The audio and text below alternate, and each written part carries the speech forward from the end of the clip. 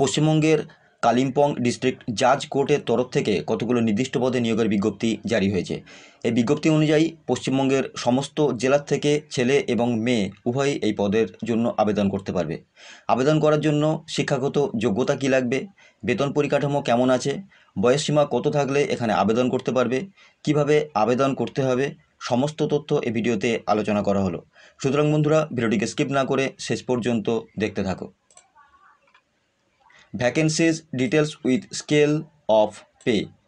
Post stenographer English অর্থাৎ English stenographer group B এর ক্ষেত্রে পে স্কেল রয়েছে লেভেল 10 অফ রোপা 2019 অনুযায়ী 32,100 থেকে 82,900 টাকা। এখানে টোটাল ভ্যাকেন্সি রয়েছে দুটো। লোয়ার ডিভিশন ক্লার্ক অর্থাৎ গ্রুপ সি এর মধ্যে পড়ে, এক্ষেত্রে স্যালারি রয়েছে 22,700 থেকে 58,500 টাকা। এক্ষেত্রে টোটাল ভ্যাকেন্সি রয়েছে 13টা। প্রসেস সার্ভার সামন বেলিফ গ্রুপ সি এর মধ্যে এখানে স্যালারি দেওয়া হবে 21,000 থেকে 54,000 টাকা। টোটাল ভ্যাকেন্সি রয়েছে দুটো। অর্ডারলি অফিস পিয়ন বা ফরাসের ক্ষেত্রে অর্থাৎ গ্রুপ ডি পোস্টের মধ্যে পড়ে, এক্ষেত্রে স্যালারি দেওয়া হবে 17,000 থেকে 43,600 টাকা। ভ্যাকেন্সি রয়েছে 17টা। নাইট গার্ড গ্রুপ ডি এর ক্ষেত্রে স্যালারি রয়েছে 17,000 থেকে 43,600 টাকা। এক্ষেত্রে টোটাল ভ্যাকেন্সি দুটো। সুইপার কর্মবন্ধু গ্রুপ ডি এর ক্ষেত্রে স্যালারি রয়েছে 17,000 থেকে 43,600 টাকা। এক্ষেত্রে টোটাল ভ্যাকেন্সি একটা। এই নিয়ে মোট 37টা শূন্যপদের ভিত্তিতে এখানে বিজ্ঞপ্তি জারি করা হয়েছে। ইংলিশ স্টেনোগ্রাফারের ক্ষেত্রে ইউআর ইসি প্রার্থীদের ক্ষেত্রে একটা ভ্যাকেন্সি রয়েছে এবং এসটিদের জন্য রয়েছে একটা ভ্যাকেন্সি।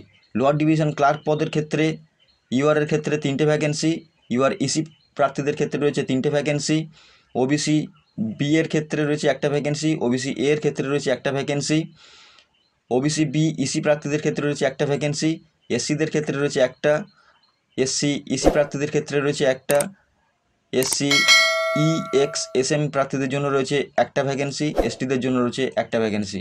এই নিয়ে মোট লোয়ার ডিভিশন ক্লার্ক পদের ক্ষেত্রে টোটাল 13টি ভ্যাকেন্সির ভিত্তিতে এখানে নিয়োগ করা হবে। প্রসেস সার্ভার সামন বিলিফের ক্ষেত্রে ইউআর এর ক্ষেত্রে রয়েছে একটা ভ্যাকেন্সি, এসসিদের ক্ষেত্রে রয়েছে একটা ভ্যাকেন্সি। এই নিয়ে টোটাল রয়েছে দুটো ভ্যাকেন্সি। গ্রুপ ডি পিয়ন ফরাসের ক্ষেত্রে ইউআর এর ক্ষেত্রে রয়েছে 4টে ভ্যাকেন্সি, ইউআর ইসি প্রার্থীদের ক্ষেত্রে রয়েছে 3টে ভ্যাকেন্সি, ইউআর EXSM এর ক্ষেত্রে রয়েছে 3টে ভ্যাকেন্সি, ওবিসি এ প্রার্থীদের ক্ষেত্রে রয়েছে একটা ভ্যাকেন্সি, ওবিসি বি এর ক্ষেত্রে রয়েছে একটা ভ্যাকেন্সি, ওবিসি বি ইসি প্রার্থীদের ক্ষেত্রে রয়েছে একটা ভ্যাকেন্সি, এসসিদের একটি, এসসি ইসিদের ক্ষেত্রে একটা, এসসি EXSM এর ক্ষেত্রে একটা, এসটিদের ক্ষেত্রে একটা। এই নিয়ে টোটাল গ্রুপ ডি পদের ক্ষেত্রে 17টা ভ্যাকেন্সি রয়েছে। নাইট গার্ড গ্রুপ ডি এর ক্ষেত্রে রয়েছে ইসি ইউআর এর ক্ষেত্রে একটা ভ্যাকেন্সি এবং এসটিদের প্রার্থীদের ক্ষেত্রে রয়েছে একটা ভ্যাকেন্সি। এই নিয়ে টোটাল দুটো ভ্যাকেন্সি রয়েছে। কর্মবন্ধু গ্রুপ ডি এর ক্ষেত্রে টোটাল একটা ভ্যাকেন্সি রয়েছে, যেটা এসসি প্রার্থীদের জন্য। Eligibility age limit not less than 18 years and not more than 40 years, অর্থাৎ 18 থেকে 40 বছরের মধ্যে বয়স থাকলে কিন্তু তোমরা এখানে আবেদন করতে পারবে এবং বয়স কাউন্ট করতে হবে 1/1/2024 তারিখ অনুযায়ী। The upper age limit for English stenographer is not more than 39 years, অর্থাৎ ইংলিশ স্টেনোগ্রাফারের ক্ষেত্রে 39 বছরের মধ্যে বয়স থাকতে হবে। Relaxation of age limit 5 years for candidate of SC and এসটিদের ক্ষেত্রে 5 বছরের, 3 বছরের ছাড় দেওয়া হয়েছে ওবিসি এ এবং ওবিসি বি প্রার্থীদের ক্ষেত্রে।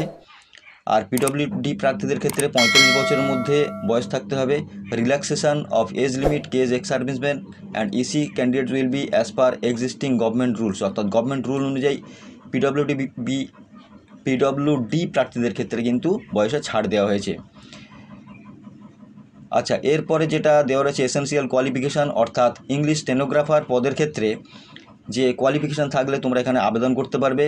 Candidates applying for the post of English stenographer group B must have past মাধ্যমিক or equivalent examination from any other recognized board and must possess a certificate in computer training and shorthand from recognized institute and satisfactory skill in a computer operation with a minimum speed 80 word per minute in shorthand, অর্থাৎ stenographer পদের জন্য এখানে English stenographer পদের জন্য কিন্তু এখানে আবেদন করতে গেলে মাধ্যমিক পাস করে থাকতে হবে বা সমতুল্য কোনো পরীক্ষাতে পাস করে থাকতে হবে, এবং কম্পিউটারে কিন্তু নলেজ থাকতে হবে, এবং কম্পিউটার এবং শর্ট হ্যান্ডের উপরে একটা স্বীকৃত প্রতিষ্ঠান থেকে সার্টিফিকেট থাকতে হবে, এবং শর্ট হ্যান্ডের উপরে কিন্তু 80 ওয়ার্ড পার মিনিটে তোমাদেরকে টাইপিং স্পিড হিসেবে দেখা হয়েছে, শর্ট হ্যান্ড স্পিড হিসেবে, এবং typing speed 30 word per minute, অর্থাৎ মিনিটে 30টা শব্দ কিন্তু তোমাদেরকে তুলতে হবে।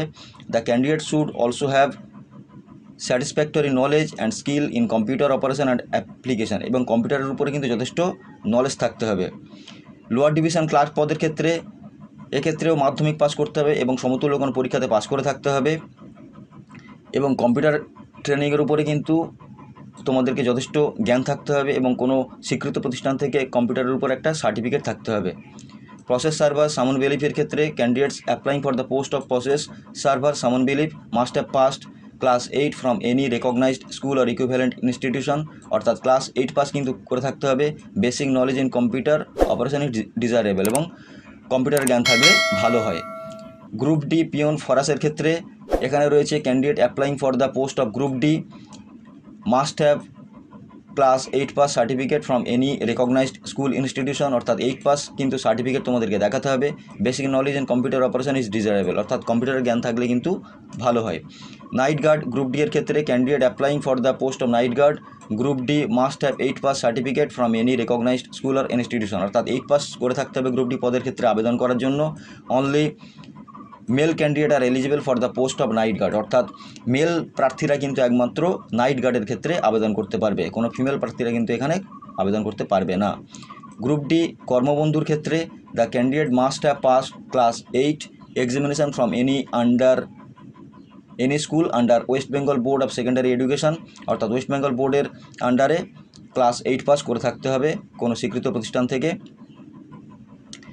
এরপরে মুড অফ এক্সামিনেশান এখানে দেওয়া রয়েছে ইংলিশ স্টেনোগ্রাফারের ক্ষেত্রে। প্রত্যেকটা পদের ক্ষেত্রে ডিটেলসে নোটিফিকেশানের লিঙ্ক ডেসক্রিপশন বক্সে দেওয়া থাকবে, ওখান থেকে কিন্তু ডিটেলসে তোমরা জেনে নিতে পারবে বা ডাউনলোড করে নিয়ে ডিটেলসে পড়ে নিতে পারবে। অ্যাপ্লিকেশান ফিতে দেওয়া রয়েছে কি ক্যাটেগরি, অর্থাৎ ইংলিশ স্টেনোগ্রাফার গ্রুপ বি এর ক্ষেত্রে জেনারেল প্রার্থীদের ক্ষেত্রে 800 টাকা অ্যাপ্লিকেশান ফি হিসেবে ধার্য করা হয়েছে।